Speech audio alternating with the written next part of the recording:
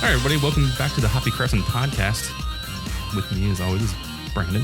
Hello, folks. How are we tonight? And me, Chris.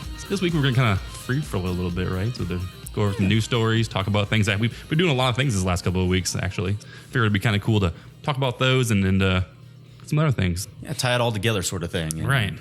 Last time we were talking about a lot of new breweries are available for distribution and at local brew pubs we had coming up. A couple of them are already here, and so we decided to start the show off with one we were most excited about, Modern Times. Oh, man. It was good. Yeah. Good stuff. We were at the Brass Tap for their tap takeover on the 10th last week. And, well, last week for when we're recording this, at least. Whenever this podcast comes out for you guys. It's available for you now for your drinking pleasures. Drink and listen to our podcast. It sounds like a really good plan. We should do that. Not in the car, though. Don't do it in the car. Maybe while we're running.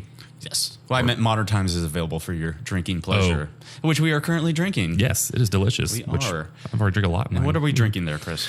This is the Fortunate Island. Let me steal a can over here. All right. Do that. It is a hoppy tropical wheat, which I was pretty intrigued by. I actually can't remember if I had this during the release party or not. Do you remember having this at all? I've had it in the past. I don't remember having it here when we went to the release. I was more intrigued by some of the other ones I had not had yet. Yeah, so I mean, I saw this. It was actually some hoppy wheat. I'm a big hop head, so I was like, "Oh yes, hoppy being wheat the Hoppy Craftsmen." Right. Hoppy. It's weird. It's weird how that works out. Yeah, no, we like really sweet stout beers. That's why we call ourselves the Hoppy Craftsmen. It's normal. Yeah, whatever. Amongst other things. We're trying to be ironic, right? That's what it is. Something. Yeah, right. Shit. So yeah, but this is 5%, so it's pretty easy. 46 IBU, nothing too crazy. But yeah, this is really good. Like I said, it's tropical and it's hoppy, and I like it. I love the Modern Times reminds me of like old timey coffee looking. I mean, they sell coffee too, as it makes sense, but it's like this very. It's like, oh, it's the old script, and yeah. I feel like someone in Mad Men should be drinking one of these and being like, hey, what's going on? Just grilling this weekend, or 11 a.m. Yeah, thanks, Pete. Yeah, no, their website describes it as a massive dose of Citra and Amarillo hops, which gives it a blast wave of tropical hops, aromatic mango, boom, tangerine, and passion fruit all leap out of the glass. 60% wheat malt, to back up all the hops that it does have. Again, the hop variety is Citra and Amarillo, and then malts with wheat, Turo, and Caravina. Ooh. And I was reading the back of the can here because I put it down, I had to pick it back up. It actually says, it tastes like wizards. Casting spells in your mouth? Yeah. Yes. Of that Fortune Island tropical hoppiness taste. Crazy whiz-biz. It's actually, I was doing a little bit of research on Modern Times on their website in preparation for the show. And it's actually pretty cool. Modern Times lists all their recipes for homebrewing on their website. And so I actually downloaded this as well as the other Modern Times that we'll be sampling a little bit later on in the show. But yeah, if you are interested in homebrewing and you like Modern Times beer, they have all their recipes available on their website for each of their beers, even their seasonal beers. Really? Yeah. That's pretty awesome, man. I mean, I guess they're anticipating nobody being able to make it as well as they can, but if you can't get it back on the East Coast maybe and want to have, a Fortunate Island every once in a while, you can brew it yourself. Right. I mean, it's kind of that you might have your grandmother's recipe for something, but you can't make the same way grandma did. Right. You know what I'm saying? So it's like, yeah, help out the craft people, give them ideas, and then at the same still want the real stuff. Or play off of their recipes and, make it your own sort of thing. Kind of like last show when we were talking about how Obama is making his own beer in the White House, and his recipes are available for home brewing online. And which is awesome. I guess Modern Times is just taking, a page out of that book and making theirs available. It seems like that's a kind of the craft beer mentality too, is that, there's people, it's never this brewery against this brewery for the most part. There's a lot of people that they share ideas, they share techniques, they share those kind of things. Nothing's really like, this is our IP and we're never going to tell you guys at all. It's right. You use hops in your IPA? Yeah. Weird. Is it like 51% hops or is it 20% hops? Don't mind me writing this down. But yeah, I mean, it's like people, they help each other out. And I think that's how craft beers got so big, so fast. It's this camaraderie. It's this. Everybody wants to help everybody succeed, I should say. Right. So everybody pulls everybody up, and it's always nice to have somebody to battle against. So big beer's there. That's kind of how it works. Is we got this big beer, and we're gonna have this fight, and let's all come together and we'll take them down. All the craft little siblings are trying to fight against the big brothers of the world and help each other out when possible.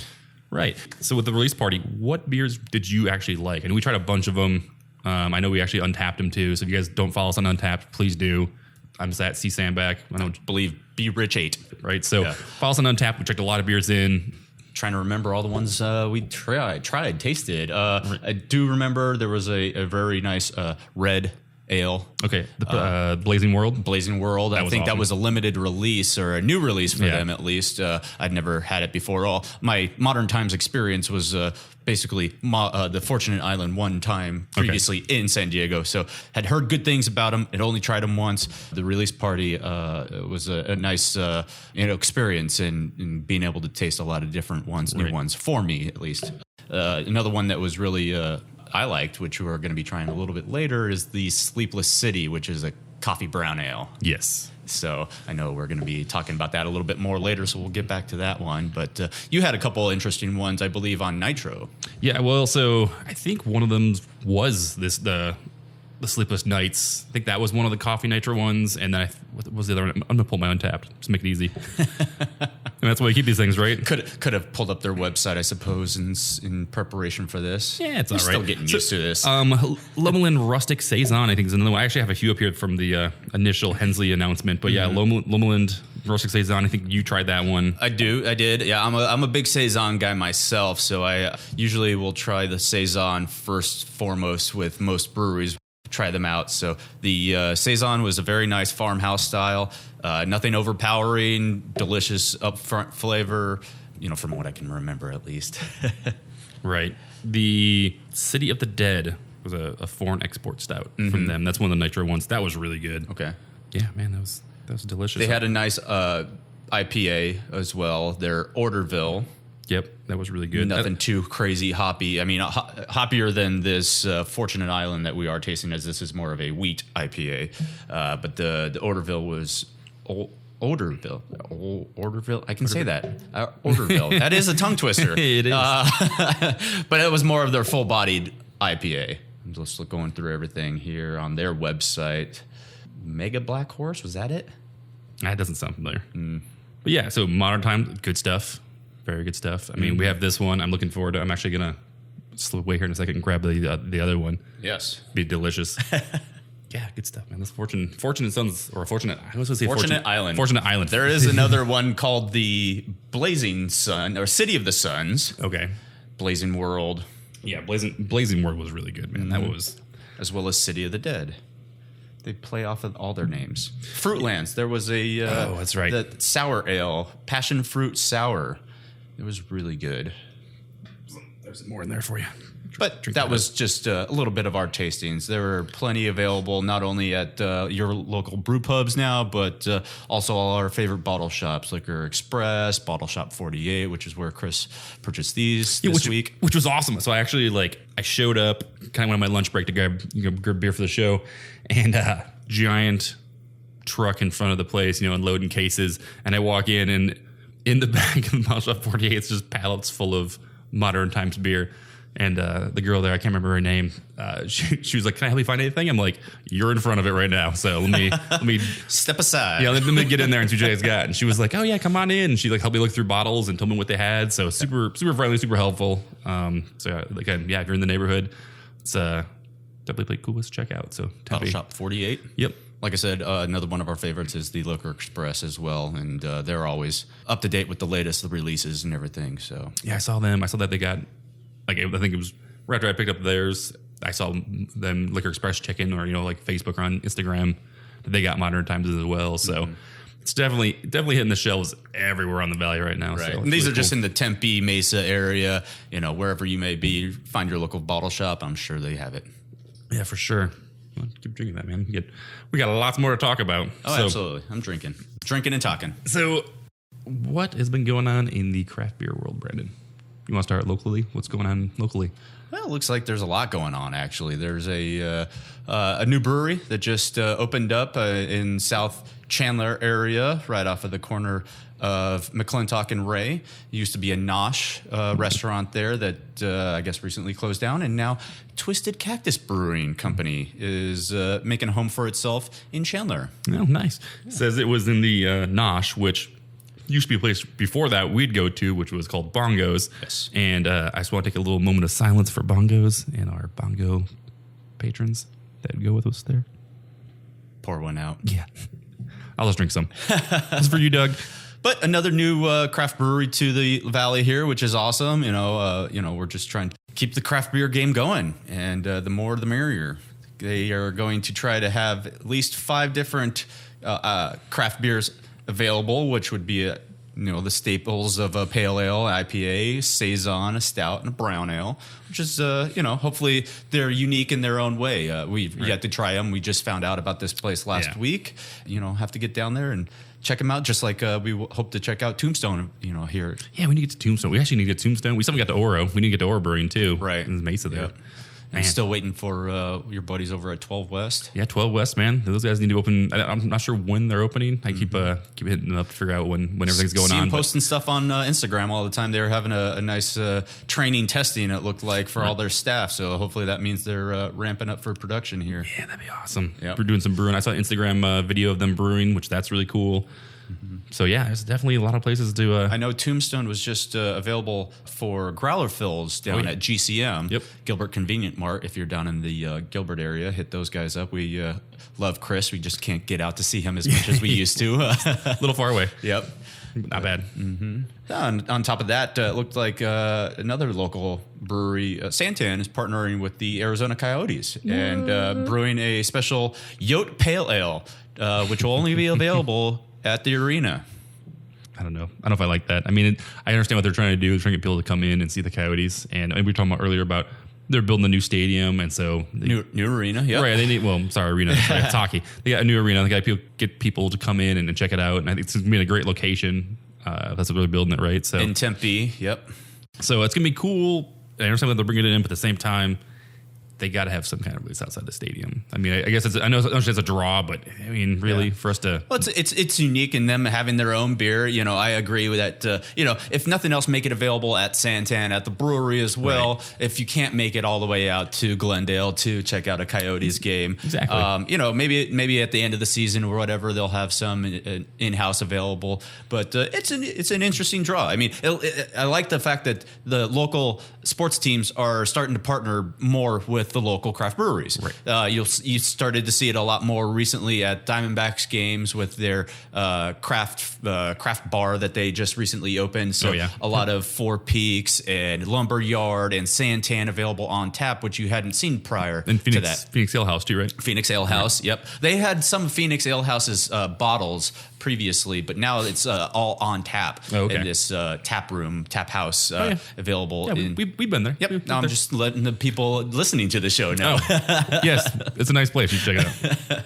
But it's nice to see that craft beer is starting to, rear its head in these sports arenas with local teams, and that they're paying homage to the local craft beer scene. Right. I mean, that's usually the kind of territory of large beer. Right. I mean, that's kind of their thing is the stadiums and large amount of people. And so, yeah, it's kind of cool to see, it's like if you had a dog and he's just trying to put his foot on the carpet because he's not allowed on the carpet and he's testing the waters, and that's what craft beer is doing with this is it's slowly kind of invading these markets that bigger beer is kind of into. Right, so, right. Well, I mean, that's cool. Where the money comes from. Obviously, you get your endorsements and advertising from big beer. You'll see the Budweiser signs all around the stadium, arenas, or whatever have you. You'll have your Coors Light, Miller Light beer garden that you go get everything from. But these little side stands that are starting to sell and make available craft beers, just great to see.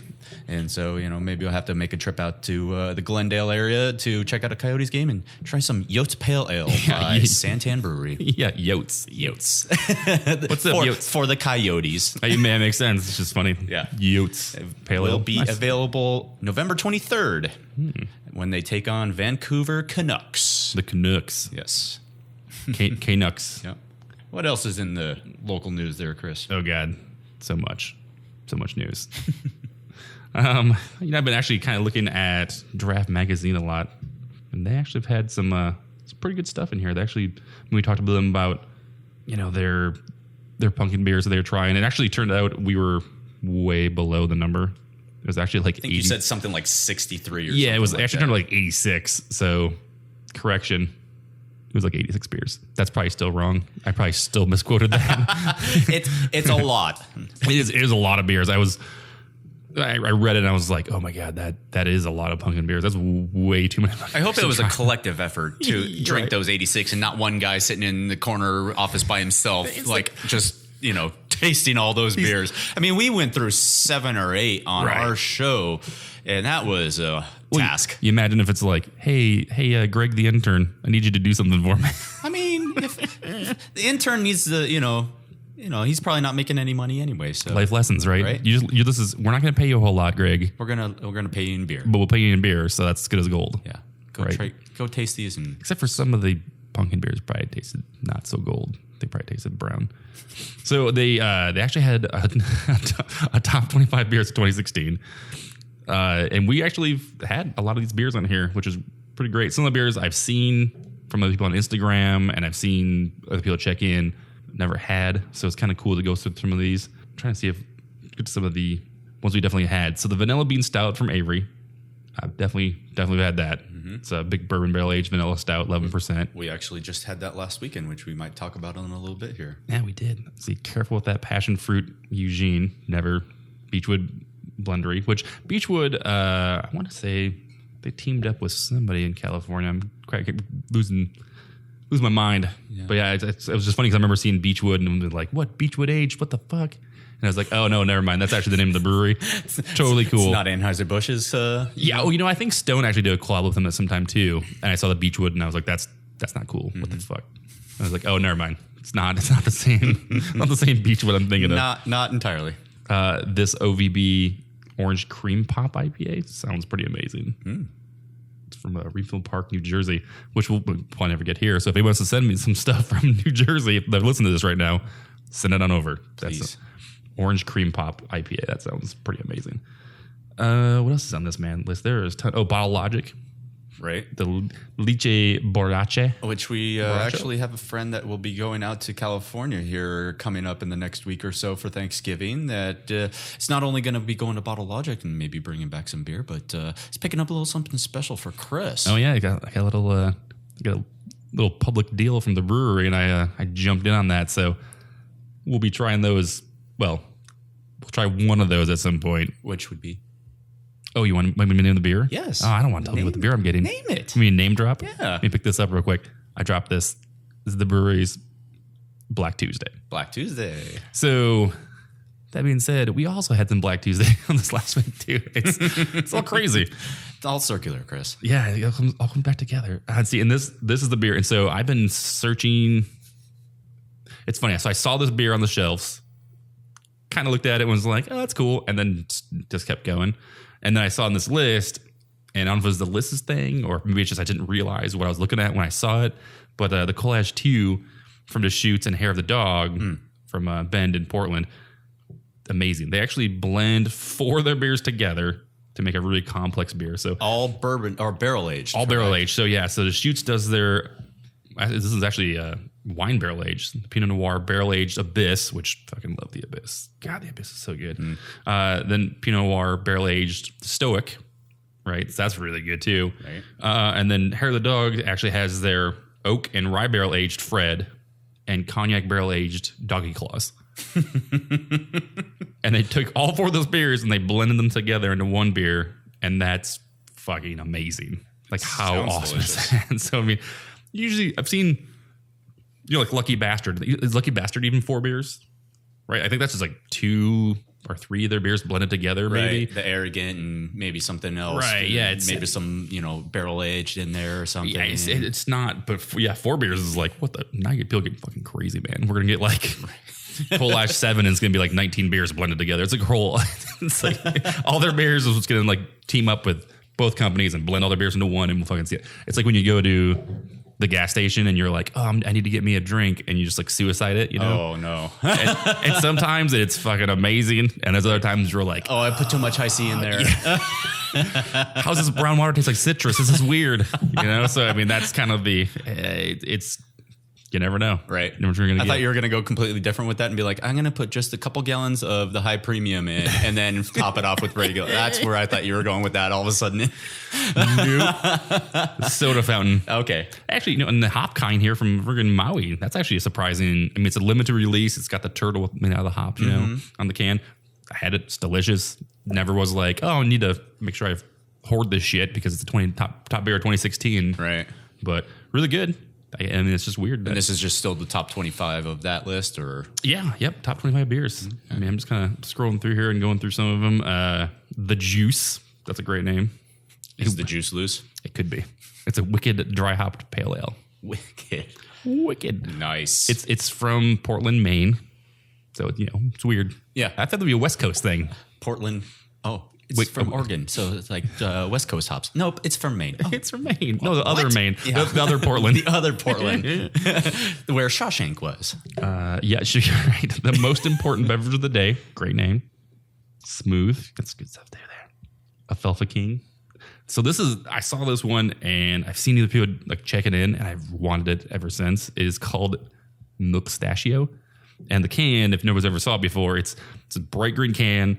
It's got this kind of leprechaun looking guy on it, and he's got a monocle, and he's got a giant mustache, and it's all kind of yellowish green, and it's a collab between Hop Butcher and Dry Hopped. Formerly South Loop Brewing Company and Dry Hop Brewers.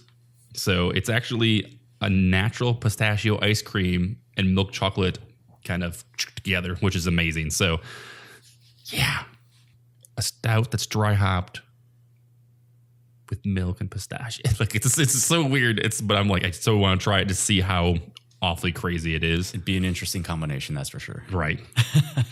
And then even crazier, a Monte from Superstition Meadery in Prescott, Arizona actually got on here. So it's, you know, top craft beers, and we actually have a mead on here. So right.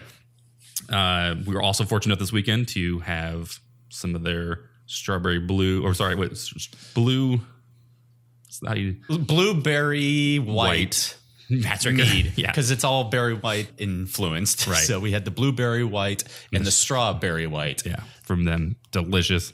This one actually is a mead aged with cinnamon, coffee beans, cocoa nibs, and chiles. Ooh. Sounds very pumpkin-esque. Yeah, it's definitely that time of year for this, right? Fall-esque. Drink that with my Thanksgiving turkey. Right. That's me. In case anybody's wondering. That's Chris eating his turkey, his gobbler off of the plate. Just give me all the breast meat.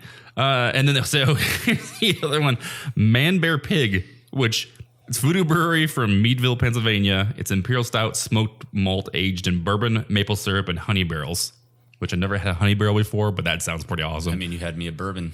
I feel like it's Winnie the Pooh when he's got like a honey. Oh my gosh. You know what I'm saying? Like a little like honey pot thing. He's like swirling his hand in there. I'm going to be Christopher Robin stealing his yes. honey bourbon. So, but yeah, this is 14%. That's pretty crazy. It actually says maple syrup, sausages, and blueberries on there. And cigarette smoke, which seems weird to have a description for that. The best part about this, besides the name, is the label. It looks like a third grader drew a picture of like a Minotaur monster guy, and then they put it on the label. I'm sure there's a story to that I just don't know. Right. It's amazing. I love it. Sure they listed on their website. I'm sure.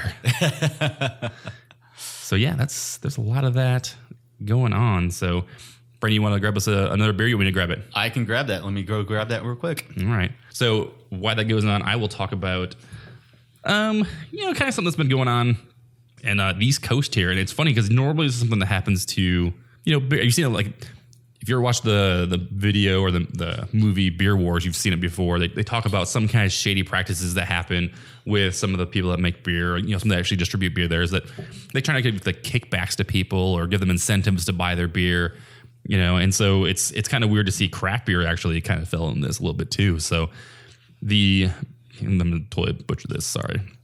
The Massachusetts, I can't say it. It's weird. Massachusetts. Was it Craft Beer Guild actually had to pay the Alcohol, Tobacco Tax and Trade Bureau $750,000 for basically doing that to enforce them actually kind of somewhat shady practices. It's offering it's basically a compromise. They basically paid a fine instead of actually going to court and all this fun stuff. It's actually on top of an earlier payment that they actually had to pay for $2.6 million as well. So, I mean, the Craft Beer Guild paying out that much from that, I mean, they have to making some fucking money over there, man. $2.6 million that's a lot. That is a lot. I mean, especially for a guild, a craft brewers guild. So that makes me wonder, like, how much does the craft brewers guild get for being that? They can't be paying $260 million out. And this is just one craft brewers guild in Massachusetts, right? That's insane. Yeah, I can only imagine what like the Arizona Craft Brewers Guild, reaps in annual incomes or royalties or whatever. But yeah, that's crazy. So I can find. But while I was away, I went and poured a little bit of the second beer that we are going to be tasting here from Modern Times, the Sleepless City, which I alluded to earlier. They're brown ale with coffee, cocoa nibs, and vanilla beans. It is amazing. If you like coffee, you definitely need to try this. Yeah, this is fucking awesome. And again, like I said before, this recipe is available through Modern Times website. If you feel the urge to want to try to homebrew it yourself, they use Kenyan peaberry coffee, which just sounds funny. You said pea. I said peaberry. Oh. I googled sleepless, and the first thing that came up was in Seattle. Are you Annie? Yeah, right. Yeah. Oh yeah. But I love this quote from Modern Times from their website. As with everything we do, we aim for a harmonious union of these two complex flavors, rather than a sledgehammer of just one flavor, and we feel like we achieved it. The beer and the coffee go marvelously together. That's one. Marvelously. You look marvelous. And are definitely greater than the sums of their parts. That's really I mean, it all says it right there. The coffee, the cocoa nibs, brown ale, just delicious. Still kind of stuck on this Nairi peaberry thing. I want to know what that is. I'm gonna Google search it and see what happens. I mean, it's a Kenyan coffee bean. For those listening at home, be careful when you search peaberry on Google. Don't do it on your work computer, folks. I'm feeling lucky. I'm just gonna click the button and do it. Let's go. Yeah, no. So that's. So this actually brings up another little conversation, because the first beer that we had from Modern Times, their Fortunate Island, was canned. Right. This one is bottled. Yeah. So it begs the question: canned versus bottled. Oh God, the age-old question. Yeah. So if I'm a home brewer, if I'm homebrewing, bottles. I would say bottle once and then never do it again, because it's fucking awful. It is not fun to bottle. I'm sure there's like thousands of. Someone's gonna probably comment and be like, "Oh, you're just using the wrong stuff." But you have to clean all the bottles and sterilize them, and then make sure you put the right amount of sugar in, and then also you can get tablets, and it's just a pain in the ass. Mm-hmm. It's cool because you can get bottles and you can give them to your friends and people, and you're like, hey, try this out. It's great. Make sure you get that back. Right. Yeah. They can pay for the bottles and pay for capping, and it's bottle bombs. Never a great time. But, here's the deal. Cans are the way to go. They really are. I mean, if you want something that's, and again, this is my opinion, if you want something that's really close to what the brewer intended to have, it's in the can, as close as you can get to without drinking from the keg. Right. Cans. Mm-hmm. Cans is the way to go. Don't drink it from the can.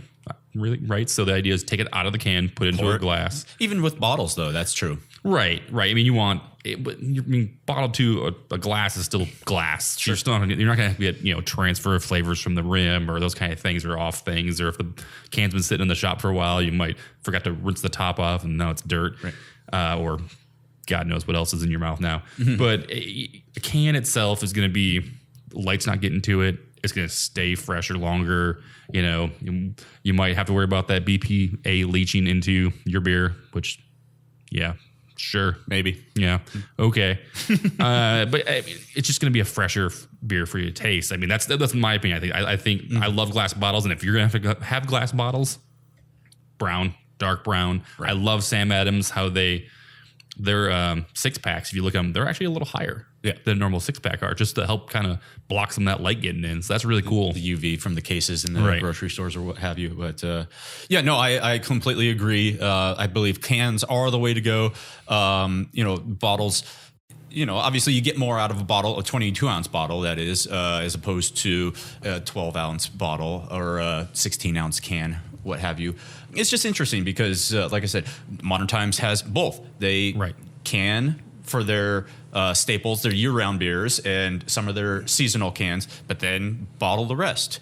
So it was just an interesting talking point. I did find an article, making basically more of a case for canning and with craft breweries in general. Oh, God. And Chris just found some link that popped up. Damn internet. But basically, the three or four main points for canning as opposed to bottling is quality. Like Chris said, allowing for less light and exposure to affect the beer. Sustainability with recycling.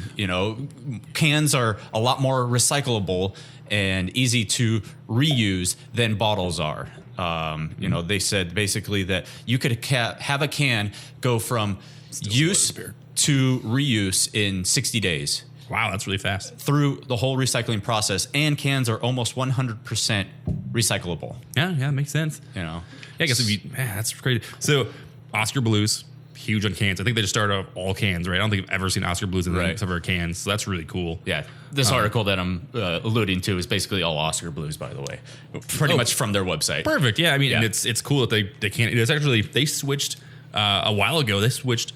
They stopped making beer and they canned water, and they sent water to people in Flint. And that's super cool. To be able to be like, sorry guys, we're not gonna make any water. Well, we're not gonna make any beer for a minute. We're just gonna can a bunch of fucking water, ship it off, and then people actually can drink fresh water instead of fucking drinking lead pipes. So that's really nice. And then the other thing I remember reading about was Stone. So they're actually Berlin release. They were talking about they're only gonna actually make beers in cans for Berlin. And one of the things they said was that in Germany, and if you've ever walked around there, I've never been there. I don't know if you've been in Germany. Never.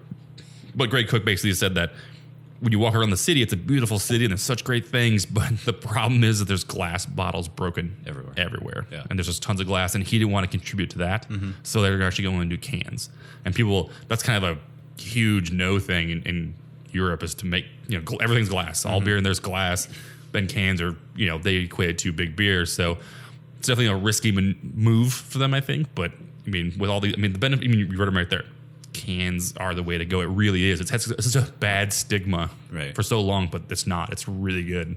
The other couple points were feasibility, and for a lot of these smaller craft breweries, it's easier to can as opposed to bottle. And even the canning machinery has gotten a lot less expensive and a lot more purchasable by a lot of these smaller craft breweries for them to be able to distribute their product. Right. And then finally, the bring with ability. This is a quote from the with ability. Yeah. I mean, cans you can take out everywhere with you as opposed to bottles. And like you said, they don't break. Right. You can take them to the pool, take them to the lake, take them to the tailgate, what have you. Sneak them in the movies. Wherever you're drinking beer, Chris. If that's how you roll, I mean. But, that's what I think about when I, heading out to the pool or the lake is, what beer can I get that's in a can that I can take with me? So, but, it doesn't say that we are against bottles or for cans or, we appreciate beer that comes in both. It's one of those questions that has been asked and will continue to be asked. Yeah, I don't think glass bottles are going away. I mean, they're not. And it's not that they're so inferior to cans that, you shouldn't drink them at all. I would say you probably should avoid glass bottles that are clear. Right. You probably shouldn't drink beer from those because God knows what kind of beer you're actually drinking. Mm-hmm. There's probably some things that might actually change the flavor of the beer and not actually make the way it tastes as it's supposed to. So that's, I mean, if you're really looking for a different taste as opposed to cans or bottles, drink it out of the tap. I mean, that's the best way you're going to really taste a difference in the product that you're drinking is the freshness of it being from a keg or being bottled or canned. Otherwise you're going to get the same product mostly on a consistent basis, and there's really pros and cons against each. So. Right. A lot of our local breweries, Santan for one, only cans. Four Peaks started out bottling, then switched to canning. But they still do both as well, just like Modern Times is. And so just like I said, interesting topic of conversation, being that both Modern Times that we're drinking, one was a can, one is a bottle. I actually point out this bottle on the back says that this beer is vegan, in case you were wondering. Oh. There's no animal parts made in this beer at all. Good to know. So it is. So if you're vegan free, not maybe necessarily gluten free, this will be the beer for you. Yeah, there's no hoofs in here at all. You're welcome. Thanks, Modern Times. Hooking us up. That's so nice of you. Those can be found in your hot dogs. Right. This is only 5%. It's 5.7. It says that's actually pretty smooth for 5.7. I like this. I do too. Oh man. So, Brandon, have you ever had a beer that was? We talked about clear glass there. You ever had a beer that's didn't taste the way it's supposed to, or you taste it and you're like, I don't know if that's right or not? I'm sure. Not recently, but I mean, I'm sure I have in the past. Right. A lot of homebrews, mostly. Homebrews, right? Yeah. That Hefeweizen doesn't really taste like a Hefeweizen. Yeah. Is that cloves, or is that... I taste banana. Did you add banana to this? Because this is not the way the banana should taste. I'm not going to fall for the banana on the tailpipe. No banana. So, yeah, I mean, Draft Mag also put an article out recently that's about off taste in beers. And sometimes, it's funny, sometimes the off taste in the beer wasn't intentional by the brewer. And it works out. It didn't ruin the beer. It actually still tastes pretty good and it's drinkable and whatever. But there are they list a few, and I've read through this list, and I am not going to say the names of some of these. I'm just going to tell you what they taste like, because I'm just going to slaughter. I have a hard time saying ibuprofen in Massachusetts, so I'm not going to fucking. Well, I guess I could. We'll see. This first one's bromenthol. No. Yeah, who knows? Tastes like ink and old TV, which is a very... Old TV. Yeah, it says old TV. So, like, popping... and then electric fire is the next one, yes. So, okay. Popping the old, light tubes in the back of the transistor. So it says it's from contamination of brewing ingredients via packaging materials. So sometimes stuff they get in to make the beer, the stuff that's in actually leaches into the hops or the malts or whatever, and then you'll actually see that inside of the beer itself, in the finished beer. So, the other one is butyric acid.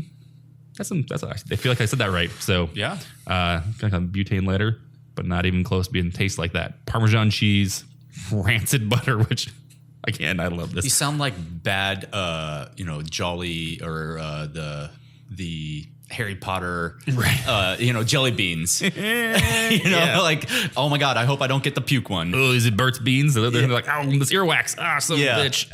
Oh, this one tastes like, and sorry, rancid butter. And then this one tastes like vomit. And that's what this is. Evidently it's a bug called, I'm not even going to fucking. And these were distributed, available beers that tasted like this. Right. This is just things that could happen to beers. Oh. And these are the tastes that you can look for. And this is the reason why they taste hopefully like before they get. Right. Yeah. You don't have to drain pour. Because I recently, who was at Goose Island had their Bourbon County Stout. And the Bourbon County Stout actually had some bad bacteria in it. And they actually recalled a ton of their beers of the Bourbon County too, which. That's a huge thing. We're actually having another release coming up, right? Well, it is coming up on Bourbon County Day. Black Friday is Bourbon County special release day with their 4 special limited Bourbon County varieties. Yeah, that's their staple beer, basically. Right? And for them to recall fucking so much of that, that's crazy. And people fucking lose their minds. They're standing in line for these fucking beers to get fucking a normal one, not necessarily even the fucking rare ones. And then having recalled or just having be off. It's like one point when people lost their minds when Lost Abbey, was it Witch's Wit, didn't have fucking carbonation in it. Their bottle did not carbonate. Their bottle of conditioned beers didn't carbonate. Super flat, still fucking tasting good beer. Right. lost their minds. They recalled it and people were crazy. So, I mean, you can imagine that to the next level when people are like, this Bourbon County style I waited in fucking line for. Right. Can't even fucking Especially drink it. now being under the big wheel of AB, you know. I'm sure they had pressure from above to fucking fix that shit as soon as possible. Right. So I think they moved production of that off site somewhere else. So who knows? Yeah. All right. So what else is in this list? Disetol. Tastes like not rancid butter, but just butter. Just butter. Butterscotch or buttermilk, which all those things actually sound totally fine to me. I'd drink something that tastes like Butterscotch. Ooh, is this buttermilk? Nope, bro. So it's usually created by the yeast in early stages, but later reabsorbed. It's a sign of bacterial contamination in draft beer lines. So if you're at your favorite craft beer place, or I'm not saying necessarily a favorite, but a craft beer place, and something that tastes like butter, not supposed to, tell them to clean their probably not good. Yeah, clean their lines. Tell them to clean their lines. So they went chlorophyll? Borophyll? No, I don't know. Sounds like borophyll to me. Yeah, right. No, so, and this is one of the ones I've definitely had. Like, I've had it and I was like, I don't think this is supposed to taste like this, because to me it tasted very medical, right? So, duct tape, antiseptic, Band-Aids, or plastic. Oh, no. And the Band-Aids, that's what rings true. Like, that's that very medically, like if you ever open a Band-Aid and you smell it before, it's like, that's what the beer tastes like. And it's like, oh, this is, and not even a good Band-Aid. It's like the plastic cheap ones. That's literally what it tastes like. It is awful. That's actually from untreated tap water. So it means that they actually didn't clean their water right, or there was just too much chlorine in the water. So, I mean, that goes to it's funny that I can't remember the name of the brewery. I was just listening to them on another podcast, but they actually talked about how they're not going to be doing any growlers. Okay. I'm sorry. They're not going to do growlers. They are doing growlers. Sorry. They're not doing growlers. They're not going to sell any growlers at their brewery whatsoever. Because? At all. They're also not going to clean your growler if you bring it in and it's dirty. And then when they don't clean it, they're also not going to fill it. So take care of your stuff. Right. And their point was that basically it's not their responsibility, for one, to clean your growler out. That's your responsibility. And two, they're not going to put something in a growler that they wouldn't want. I mean, the idea is that they're not going to sell it because they don't want people to take. Once you give somebody a beer in a growler, they take it home, they drink it and they close it and they put it back in the fridge, and then 2 days later they decide to drink it again, or they go to a party and they put it on a counter and it's just sitting there warming up, or they have no control after that. So the flavors of the beer could be different and things just doesn't taste right. And so I get that mentality, but at the same time, you can't control what everybody does, right? I mean, that's the thing, is that you try to give people the best product possible, and I understand that it's really awful for somebody to like treat your prized possession like shit, right?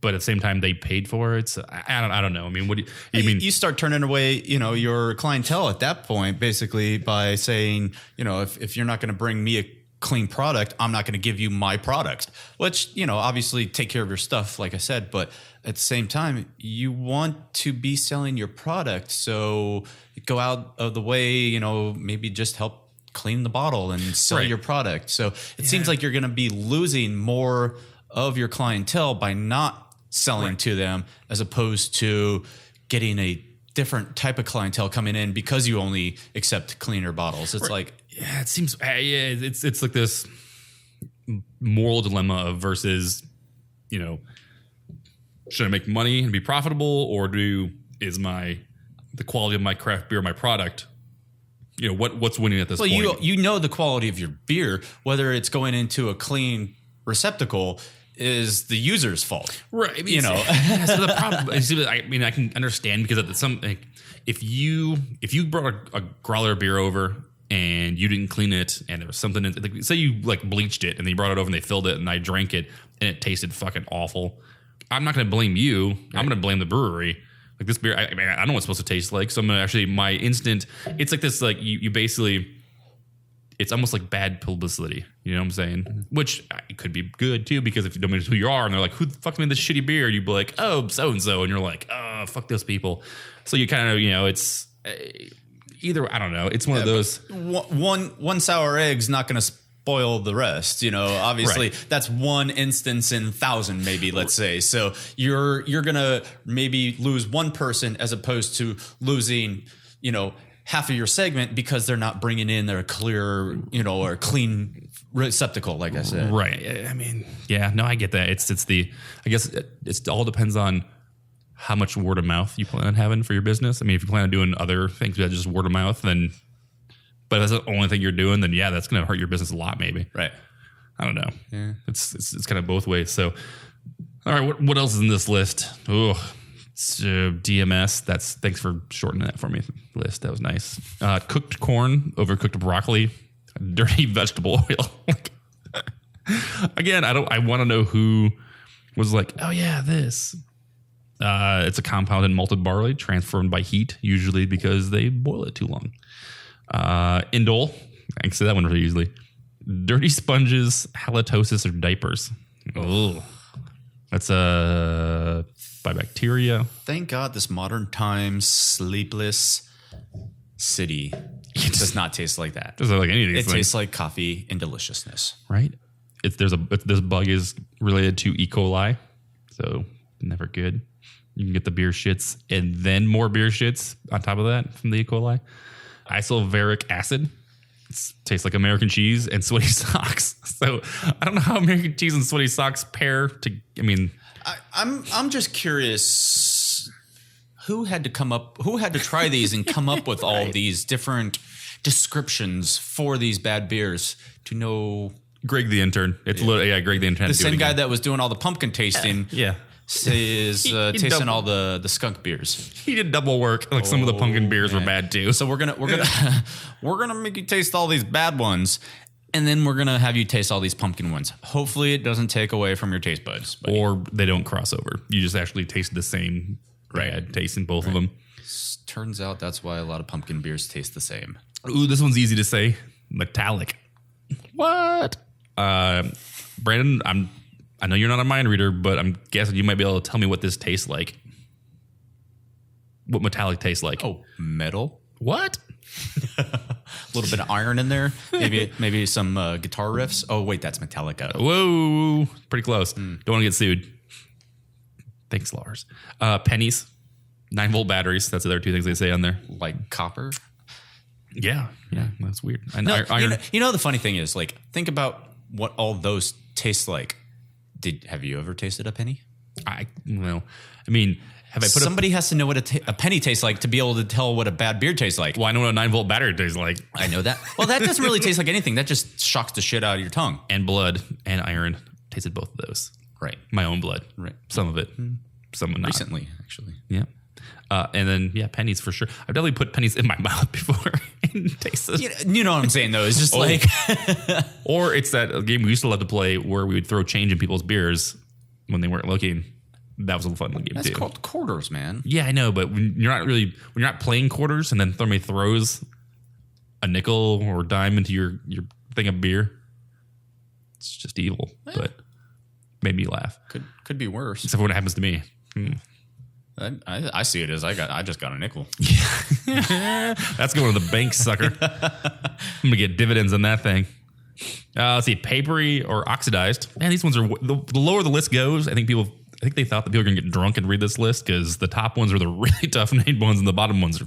I should have gave you the top of the list, and then you could have read them, and then I read the bottom of the list. We would totally get. So papery and oxidized. Oh God! I said that, and then I just totally fucked myself over. Papery and oxidized. Tastes like Brandon? Oxidation. I don't know. Like wet paper or cardboard. Wow. I know. It's super crazy.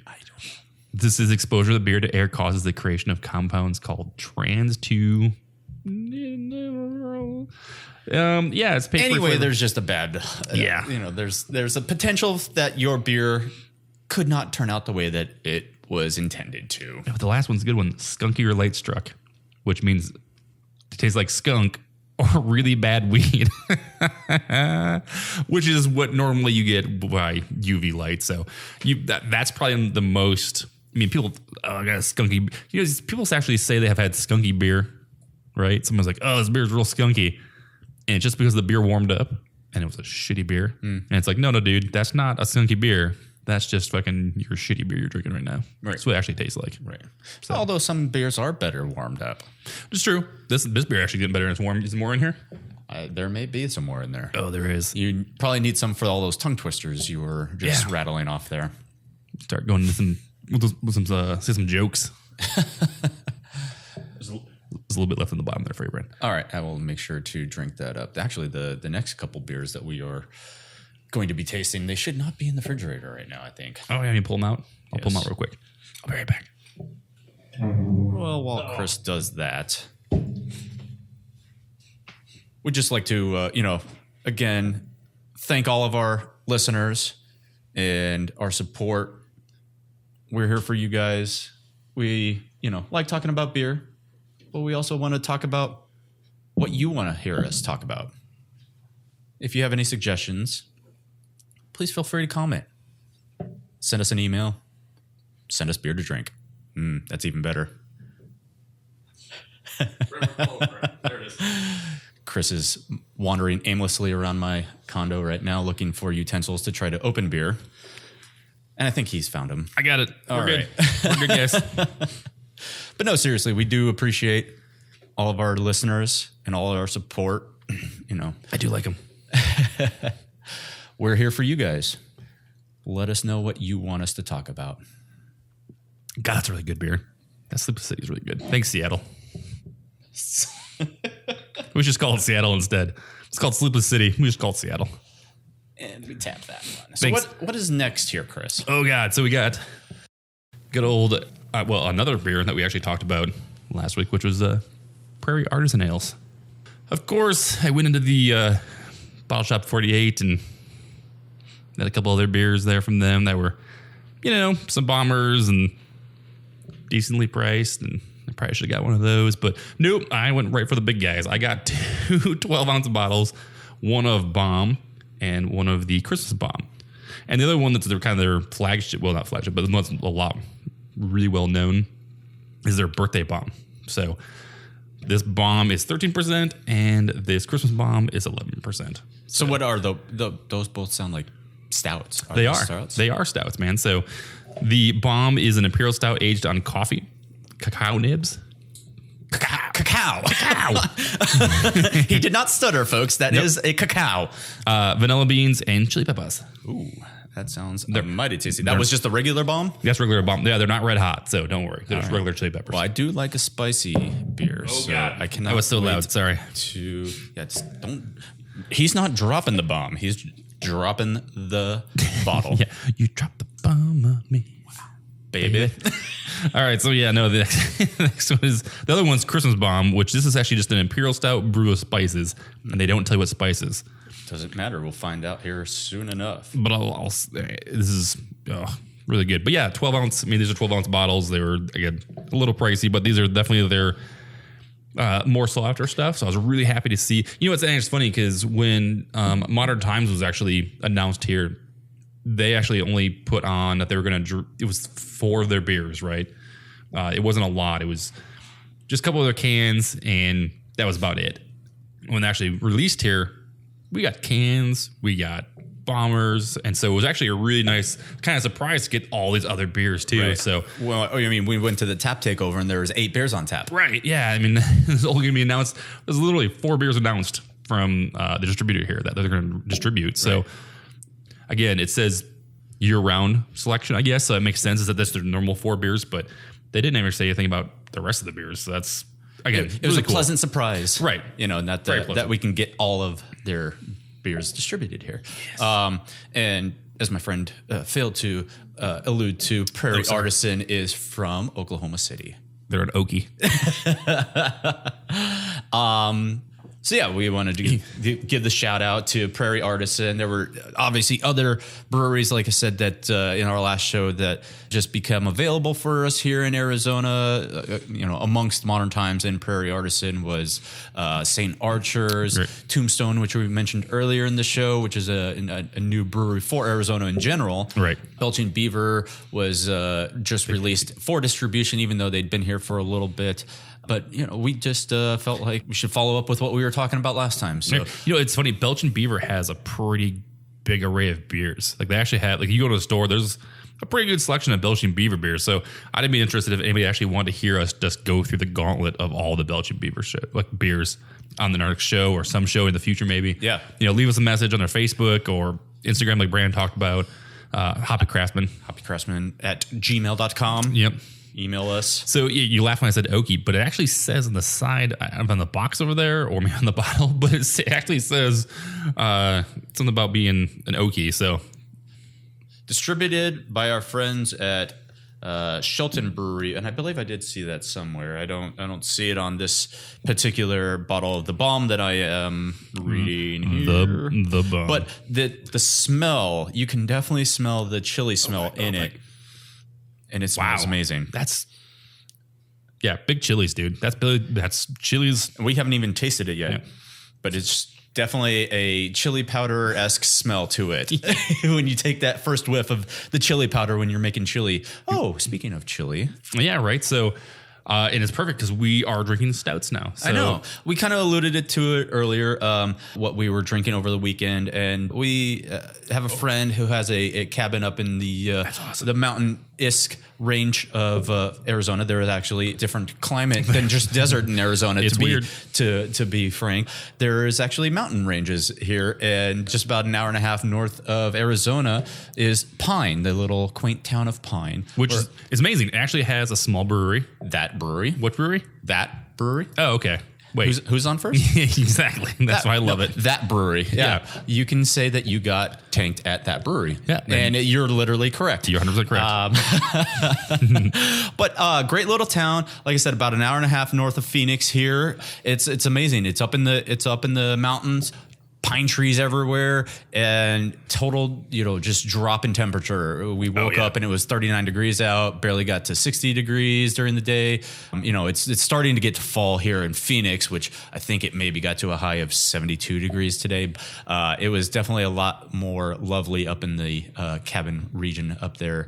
And so we decided to actually have a little bit of a Stoutapalooza because we had been aging a lot of stouts. It turns out, actually, we all were aging a different type of stout. So decided we needed to do a bottle share up in the cabin woods area. It made sense. And then we actually turned it into not only a Stoutapalooza, but a kind of a chili cook-off. Oh, yeah. So the stout with the chili, the bomb, perfect for right now. Right. I mean, so how it came about is we were actually in my kitchen and we're all hanging out and we're talking. And I actually had I had two bombers, one of the punishment from Stone, right? Because we had the crime, the punishment, and then actually another bottle of the Rogue Sriracha stout as well. So it was like we were talking. And then you brought over one of the punishments, and we were actually drinking the punishment, right? And it was literally punishment. Oh yeah, man! And you thought it was old, right?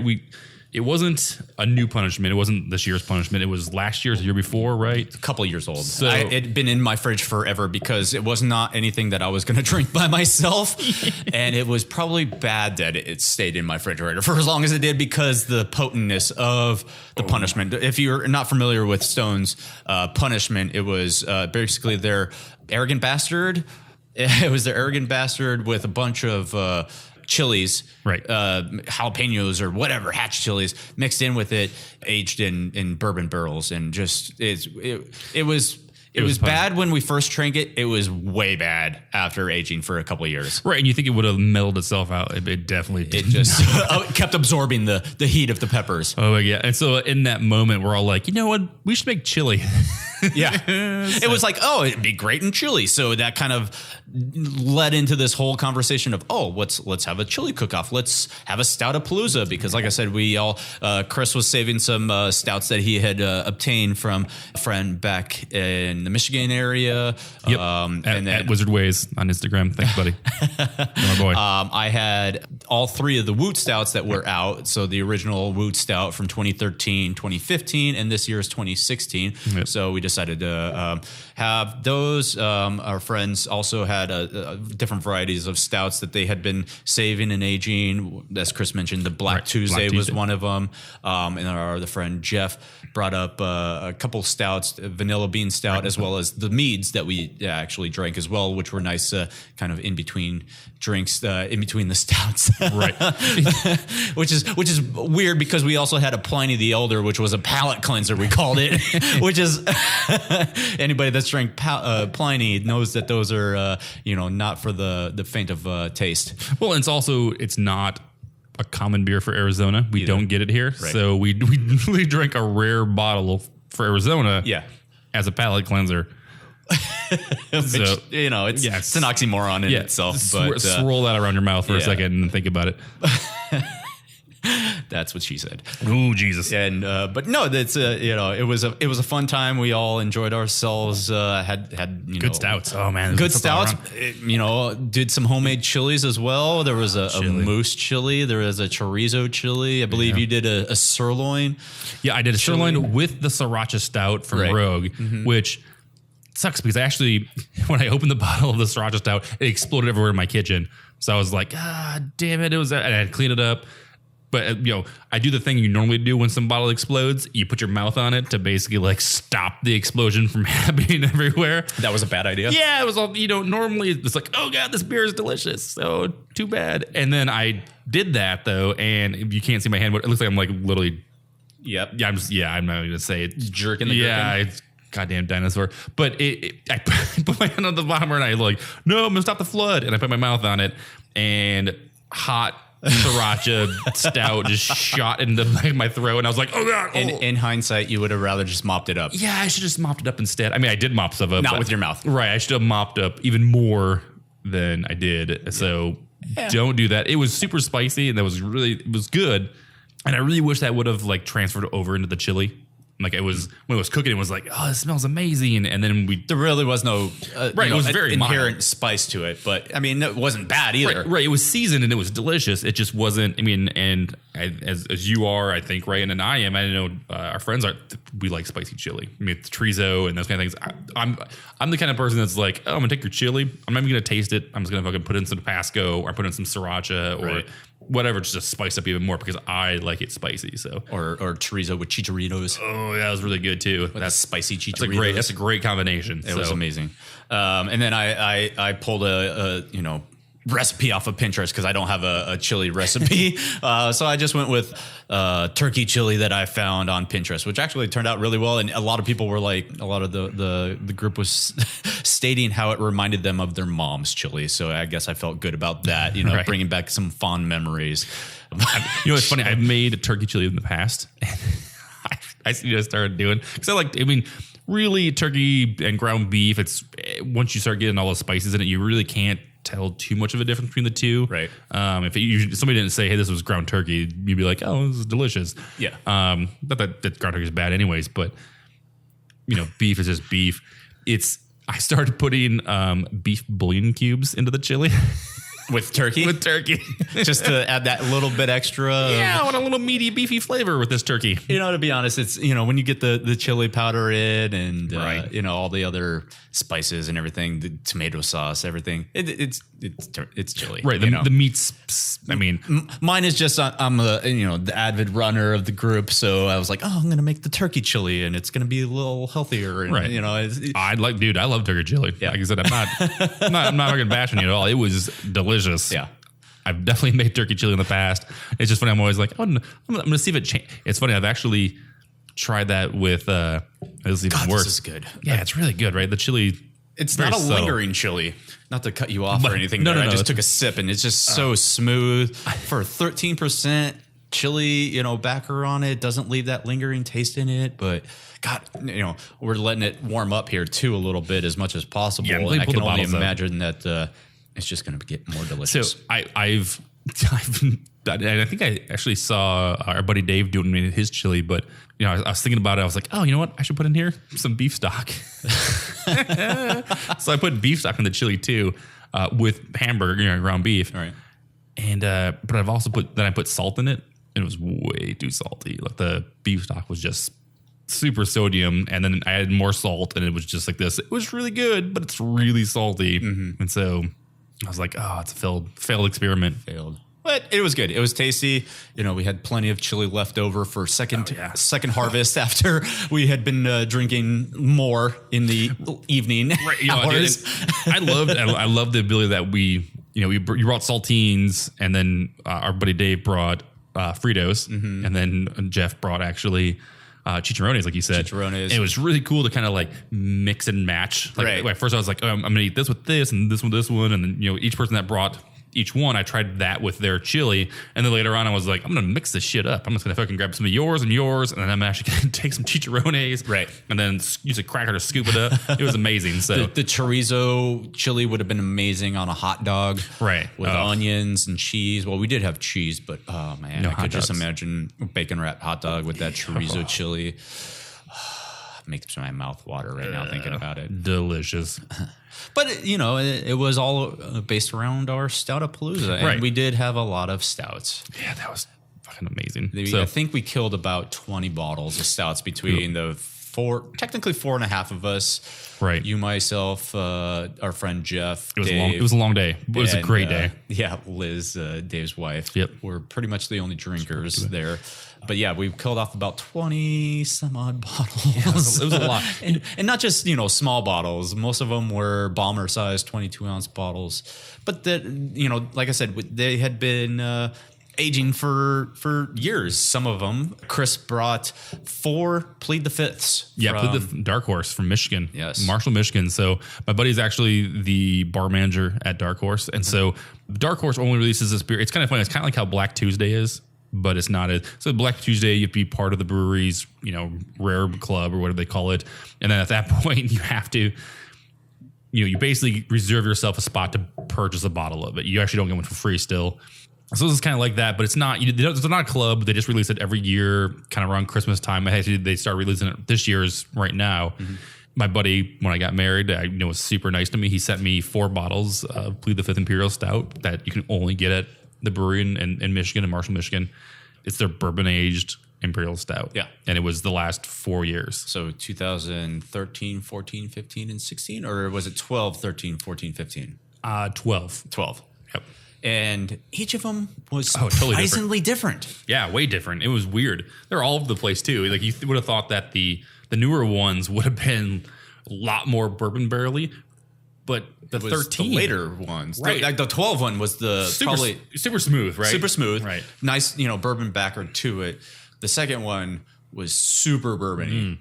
Yeah, 13. super bourbon, man. That was crazy how bourbon that was. Yeah, I was super surprised. And then as you got recent, like 14 and 15, there's a little more sweet. Yeah, I mean, there was bourbon there still. It was really good, but definitely the sweetness was more present in those things. So, but yeah, it was awesome. So I was super. Like I said, they've been sitting in my cabinet for like almost 2 years now, and well, not even 2 years because it's in the 15. So over a year. Man, it feels like it's been more than 2 years. How long have you been married, Chris? more than a year for sure. It just took them all to get them to me, but it felt like it was a lot longer that you've had them. Right. You've been clamping at the bit to taste those, and you wanted it to be a special occasion, right? Yeah, so that's why we decided have a Stoutapalooza. Right. It just kind of great storm of awesomeness where, like you said, you had stouts that you had for a while. I had stouts I had for a while. Our buddies were sitting on some stouts that they've had.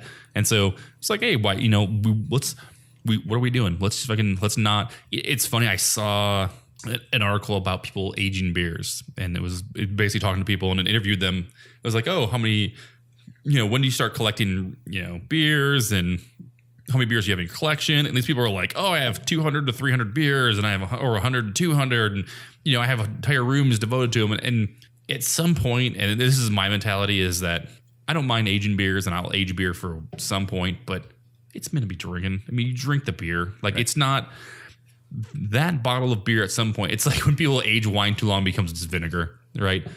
What the fuck, dude? Just drink it. It's not. I like aging beer, and I love to see the way it changes the flavor of it. Mm-hmm. But at the same time, just drink it. I mean, you spend so much on it, why not drink it? I mean, it does bring up an interesting topic, which I was going to allude to as well, is do you age beer? Should you age beer? Yeah.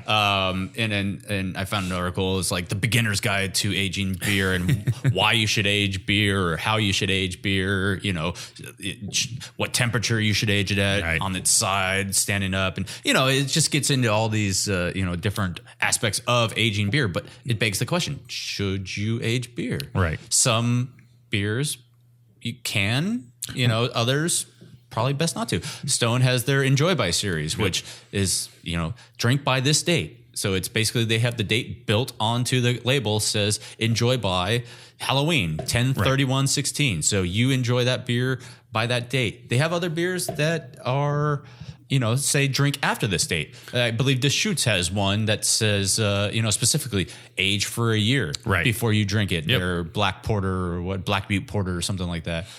Actually, Black Butte Reserve Series. Yes. And it's basically you buy it, but you expect to age it for a year. Yeah. It's after that, after this weekend with the Stoutapalooza, I've basically cleared out my whole refrigerator of all of the beers that I had been aging. And I had about a year ago, I probably had a whole refrigerator full of beer. Right. And in the last 6 months, I've drank a lot of those and pretty much cleared out all of my refrigerator. And, I'm just like, I like beer. I like drinking beer. I understand it. I get the collectiveness of it. It's definitely this, it's one of those things, you want to show off your collection to people. You want to see what they have and what you have and blah, blah, blah. But at the same time, really it comes down, I drink. Great, you have a bottle of whatever. Have you drank it yet? Yeah. Neither have I, so we're on the same fucking level, really, is what it comes down to. I haven't drank that either. Neither of you, so whatever. I understand if you get like a special beer that, you want to save for a special occasion. Right. That's a little bit different than like I'm going to buy multiple of these and age one of them, which actually you are going to do that with one of your Black Tuesdays that you just purchased. But when we had that one last weekend, I believe that was a year or two old. Yeah. From what I can remember, it was a delicious beer. But at the same time, it's like, okay, we're going to drink one, we're going to age one, and we may try to sell one. Right. And that's that or trade one's fine too. But that's the idea is that that's been my mentality. And I think that has come from the Vertical Epic series from Stone, is that when this first started coming out, and we missed, the first couple of years of them, but we started, I want to say in 666, which is hilarious, but we started that year. We missed the 05s and then earlier. But they started way back in 2002. Right. And so we missed those earlier ones. But the idea was when this was, me and my friend, we actually decided to actually do this. What would happen was he would buy one, I would buy one, and either one of us would buy a third one. So him or me or whatever, it didn't make a difference. And sorry, Brandon, I should have finished that off. It's fine. But so we buy 3 beers, and then what happens? We'd drink one, and then we would age 2, right? And so and I know a lot of times there's certain beers you just can't do that with. You can't. A lot of times beers are limited to especially one person. With hoppier beers. You don't really want to age a hoppy beer because most of the time the hops are made to be drank within a certain amount of time. The freshness, man. Especially, like I said, with the Stone Enjoy By series, they expect their beers to be drank. There are other styles of beer, mostly stouts. Yeah, stouts. But barley wines. Barley wines are another one. That they brew to be either drank or aged, and it's. Well, I imagine Imperial IPA is probably. I've aged some Imperial IPAs too, and they've been pretty good. So it's just, again, my philosophy is, if you can do it, get 3 or get 2 at least. Buy at least 2 beers, right? So this one with these Black Tuesdays, I got 3 of them. Like we said, I'm gonna drink one for sure. And we'll probably drink on the show and we'll share it. You have to drink it when it first comes out because you have to compare it to something, right? So I would have drank any of those beers. So I had to plead the 5th at the brewery when I was there, right? So I had something to compare it to. But if I actually have never had any of these beers and I just buy one and then I age it, the hell am I comparing it to? I can compare it to anything, right? So it's nice to have some kind of baseline to be able to, look at the beer and taste the beer and be like, oh yeah, it's different. It's definitely different. So like I said, my philosophy: buy one, age one, drink one now, drink one later, unless the beer actually says that. Like if the bottle actually the enjoy buys, those are enjoyed by right now. Just fucking get it, drink it. Try to drink it to. I mean, this is drinking closest to that date as possible. Right. If it said 10/31, drink it on fucking Halloween, dude.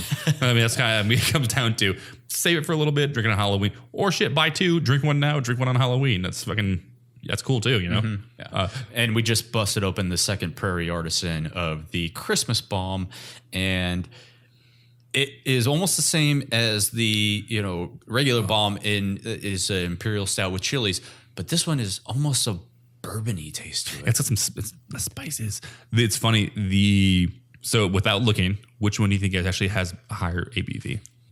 I would say the second one, the Christmas. Christmas? Yeah. Wrong. I know you said Trick it question. earlier. Boom. One of them's 13. One of them is 12. Yeah. Oh, wait. No, that was the ounces. 11. 11.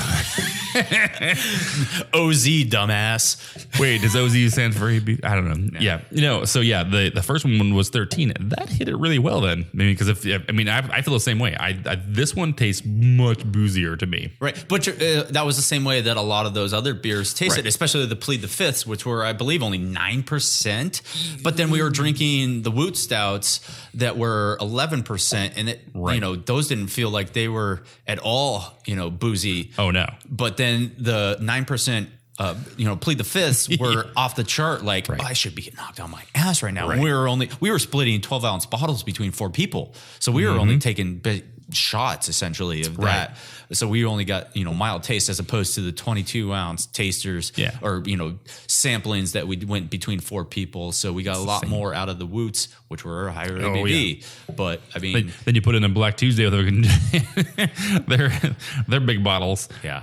Towards the end of the night, I don't remember much. So that's how it should be, man. It was delicious. I mean, like I said, and we forgot to mention earlier. So besides the Pliny, we actually had St. Archer, or I did the night before. I'm sorry, you weren't there. Well, yeah, I had a taste of it, the Mosaic IPA, right? I believe it was delicious. I was super excited. It's definitely one of those beers that I was like, oh yeah, St. Archer, yay. And then their labels aren't like super great or anything. Minimalist. Right.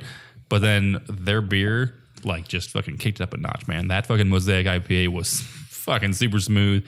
It gave Founders Session IPA a run for its money. Like I was like, I'm going to do this. This is amazing. It's really tough to even Dave was like, this fucking competes with fucking having some kind of other session IPA in the house. Right. And it's a limited release too, which fucking sucks. That's pretty much the fucking gist of it, right? Yeah. So, get it when we can, sort of thing. Mm-hmm. But, it was delicious. I'm glad that they're here. It was one of those ones that wasn't like super fucking excited. I didn't really know much about them. And then they came here and I had their beer and I was like, this is fucking awesome. So really, really fucking good shit.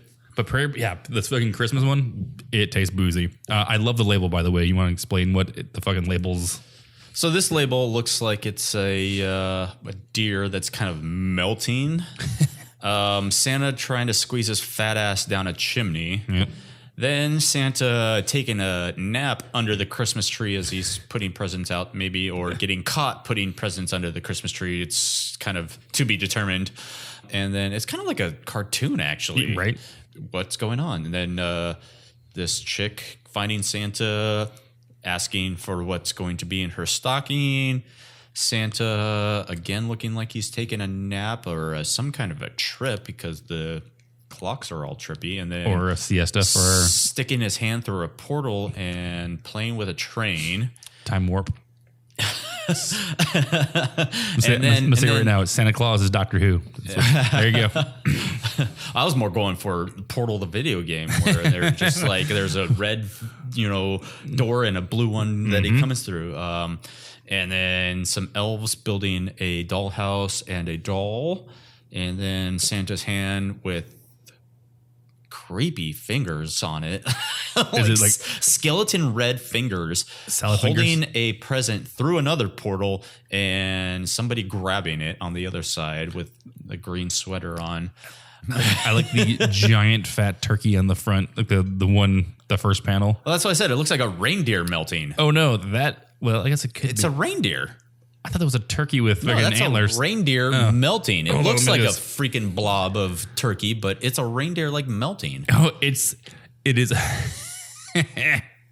It is the bottom view of a reindeer flying overhead.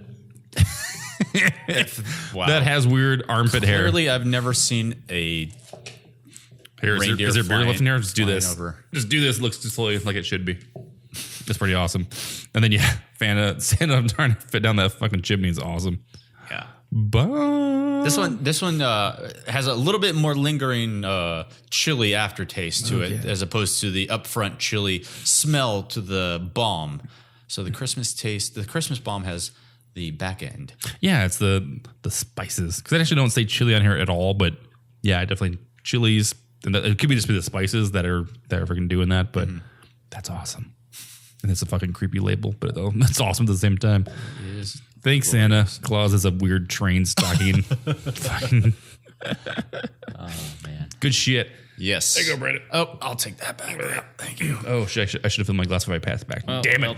Well, I guess I get the rest of it then. Ah, shit. All right, Brandon. So, where can people fucking check us out at? Well, you can go online if you have the interwebs. The interwebs. I like them. We are on the Googles. If you look us up at Hoppy Craftsmen, I'm sure you can find us. But we're also on Facebook. We're on Instagram. We're on iTunes. Right. All those. Download us. Subscribe to us. Leave us a review. I mean, that's kind of the big thing too. Is if you subscribe, but leave us a review. Even if you don't like the show, you hate us. Tell us to go fuck off. We don't care. Yeah, right. Do it. Leave us a review. Doesn't take a whole lot of time. Just fucking do it. Yeah. Send us your ideas. hoppycraftsmen@gmail.com. I'll actually say this. If you leave us a review and then you see us at a bar, I will buy you a beer if you can prove that you actually left us a review. Good or bad, I don't even give a shit. Yeah? Yep. All right. I'll buy somebody a beer. That's on Chris's dollar, not Brandon's dollar. Chris will buy you a beer. Yeah, I will. Go tell us to fuck ourselves. On iTunes. And you can prove it. On iTunes. Can you leave reviews on iTunes? Yeah. Oh, yeah. Yeah. Yeah? Yep. Okay. No, the podcast you can. All right. Well, check us out. Like us. Poke us. Facebook us. Facebook us. Send us an email. Send us requests. Send us hate mail. Whatever you want to do. We appreciate all feedback, good or bad. Right. And we actually have a ton of stuff actually lined up in the pipe right now. So super excited for the next couple of episodes. Please stay tuned. Lots of good things coming up. I mean, it's beer, right? There's a lot to talk about. So much. We're here to talk about it. All right, guys. So I'm Chris. I'm Brandon. Hoppy Craftsmen.